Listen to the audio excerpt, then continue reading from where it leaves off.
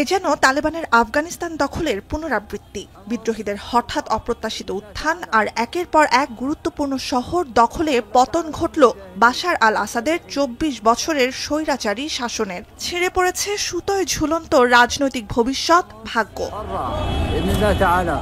দেশের তৃতীয় বৃহৎ শহর হোমসের নিয়ন্ত্রণ নেয়ার মাধ্যমে শনিবার রাতেই রাজধানীর আরও কাছে পৌঁছে যায় বিদ্রোহীরা।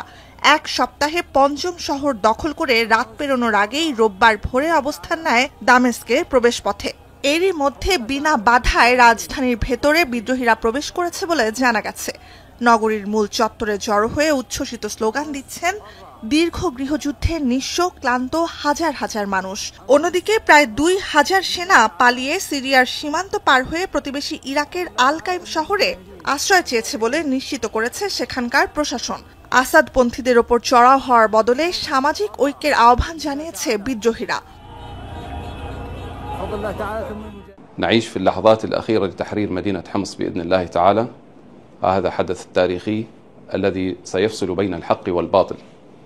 ونوصي إخوان المجاهدين كما أوصيناهم في السابق بأن يعطفوا على الناس. তুরস্কের মদতপুষ্ট হায়াত তাহরির আল শামের নেতৃত্বে এক সপ্তাহের আগ্রাসী অভিযানে দামেস্ক হাতছাড়া হওয়ার খবরে তাৎক্ষণিক রাজধানী ছেড়ে পালিয়েছেন খোদ আড়াই দশকের প্রেসিডেন্ট বাশার আল আসাদ। বিবিসি সহ বিভিন্ন আন্তর্জাতিক সংবাদ মাধ্যম বলছে অজ্ঞাত গন্তব্যের উদ্দেশ্যে বিমানে চড়ে দামেস্ক ছেড়েছেন তিনি।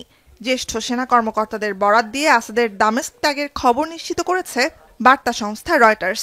যদিও কয়েক ঘন্টা আগেও আসাদ রাজধানী ত্যাগ করেননি বলে দাবি করে প্রেসিডেন্টের কার্যালয় এবং মিত্র ইরান। ফ্লাইট রাডার ওয়েবসাইটের তথ্য, বিদ্রোহীদের রাজধানী দখলের খবর আসতে শুরু করার পর রোববারই আসাদকে নিয়ে দামেস্ক বিমানবন্দর ত্যাগ করে একটি সিরীয় বিমান। আসাদের শক্ত ঘাঁটি বিবেচিত সিরিয়ার উপকূলীয় অঞ্চলের দিকে যাত্রা শুরু করলেও কিছুক্ষণ পরই ইউটার্ন নিয়ে বিপরীত দিকে যেতে থাকে। এর কয়েক মিনিট পরই রাডার থেকে গায়েব হয়ে যায় বিমানটি। বিমানে আসাদই ছিলেন কিনা সে তথ্যের সত্যতা যাচাই করা যায়নি। তবে দীর্ঘ একনায়কতন্ত্রের অবসান ঘটেছে বলে সেনা কর্মকর্তাদের এরই মধ্যে অবহিত করেছে সিরীয় সেনাবাহিনী। বিভিন্ন সামাজিক মাধ্যমে প্রকাশিত ভিডিওতে দেখা গেছে কুখ্যাত সাদনায়া কারাগার থেকে মুক্তি দেয়া হচ্ছে কয়েক হাজার বন্দীকে। কারাগারটিতে আসাদ বিরোধীদের ওপর নির্মম নির্যাতন ও মৃত্যুদণ্ড কার্যকর করা হতো বলে রয়েছে অভিযোগ। নুজহাত কামাল, এখন বিশ্ব।